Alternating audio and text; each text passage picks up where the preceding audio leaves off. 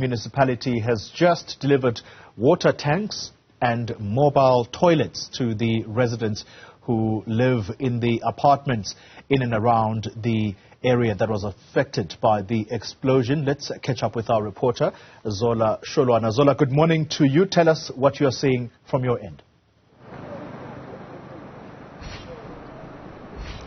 Well, Kali, you'd remember when we spoke to the residents earlier, they complained about not having electricity and water.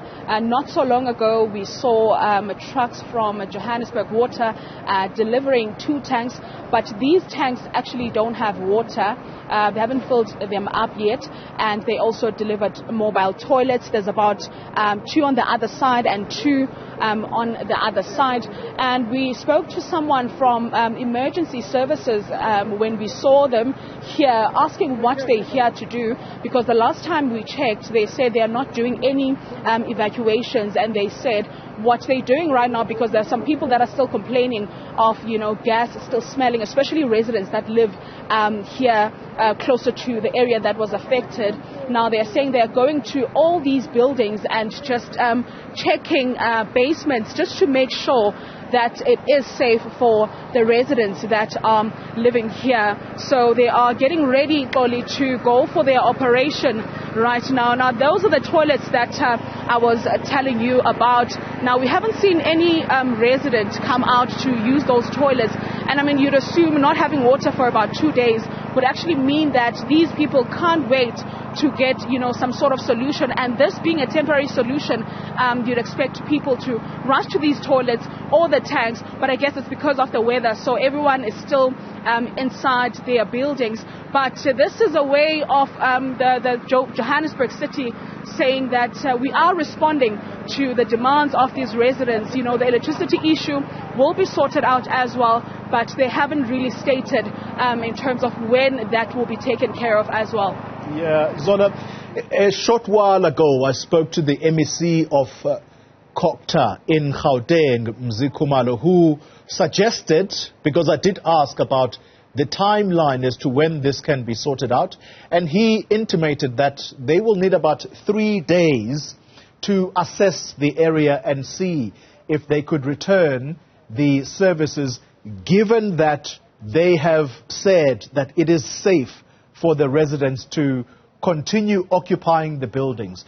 Based on what you are seeing, how many residential buildings are there, and do you think the toilets provided will be sufficient for those people to use?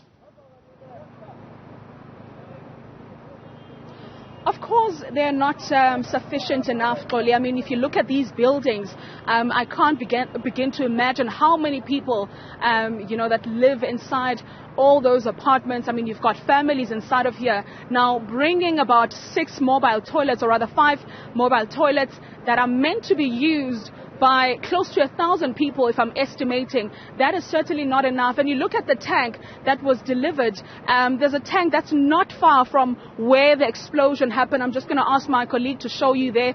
That tank is supposed to serve the people that actually live in these apartments that are on Lilian Ngoyi Street. So I'm not sure as to maybe they're planning on bringing more tanks and maybe more toilets as time goes on. But these that are here right now on the ground are certainly not enough for the people that live in these apartments.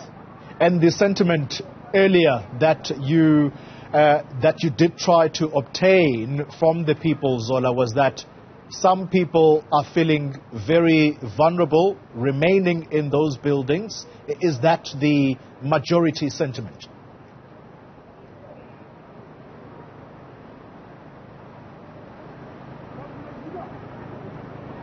All right, Zola Sholwana, I think she may have disconnected from us. We are going to try and bring you a lot more that is developing around the city of Johannesburg. As I intimated earlier, the MEC suggesting that the teams that are working presumably around the clock to try and have at least the essential services reconnected. He did say that it'll be about 2 to 3 days, so we're going to have to watch and see what is going on. Zola, I'm told that you have reconnected. Just as a last question, the sentiment from the people that you spoke to, particularly people who live in those buildings, is it the majority view that they would rather be moved for the time being and perhaps settled elsewhere because they feel vulnerable?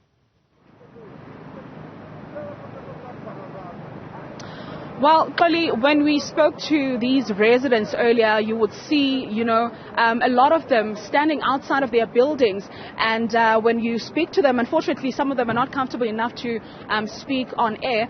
But most of them are actually, expressing their fear, saying that at this point, they're not sure whether it is safe to be inside the building or outside. But of course, they can't really be outside because movement is quite restricted. And they're hoping that there's some sort of evacuation plan that is brought forward, or at least they are relocated to, another area, because the lady that we spoke to even said when all of this happened, some of the items in her house even moved. Now you can imagine that what that could have done to the foundation of the building. As much as experts, or rather officials, are saying it is safe for these residents to be here, there are also some people that are saying it's not safe enough. Panyaza Lesotho Premier, Gauteng Premier rather, Panyaza Lesotho stretched that out when Newzroom Afrika asked him last night. He said he wouldn't really say it's safe for them to be here. So you can imagine not having someone who's an expert to come to you and tell you that you are safe, and also hearing from people that, are officials telling you that at this point they're not really sure about the safety of the residents. It is a frustrating situation indeed for the people who occupy the buildings where Zola Sholwana is. We'll keep you updated. Zola Sholwana, thank you very much for the time being. All right.